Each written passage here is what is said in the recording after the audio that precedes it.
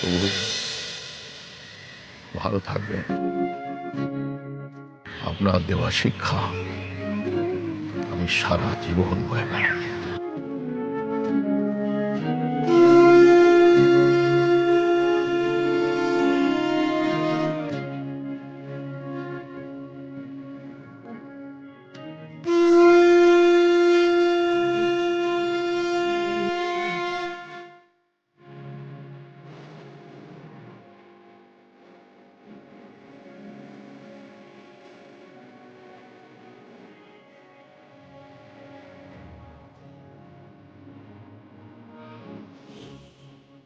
পাহাড়ে ওঠার সময় পর্বতারোহী একভাবে এগিয়ে চলে না, কখনো কখনো পিছিয়ে পড়ে।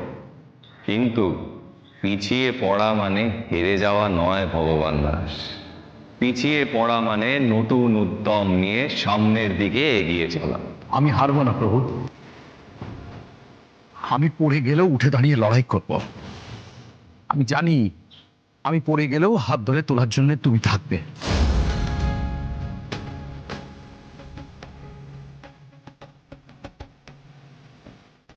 আমাকে পাবার হাজারটা রাস্তা আছে, কিন্তু সব থেকে সহজ রাস্তা কোনটা জানো? ক্ষুধার্তকে অন্নদান করার। যে কষ্টে আছে তার চোখের জলটা মুছে দেওয়া। অন্নদানের প্রতিটি দানা সোজা আমার কাছেই আসে ভগবান দাস। এই প্রথম মানুষ দেখলাম যে নিজের ছবি গাছে টাঙিয়ে তাকেই দমকাচ্ছে চমকাচ্ছে। এর মানে তুমি একটি অতি সহজ সরল মানুষ, যার মনে কোনো ছলচাতুরি নেই।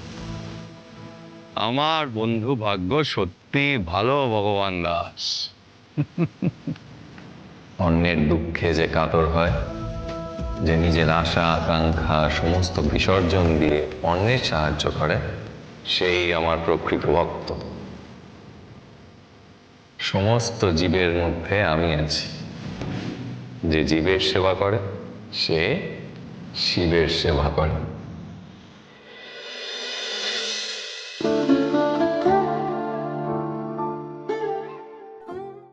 ভগবান দাস প্রতি সোম থেকে শনি রাত ৮টায় জি বাংলা শোনারে।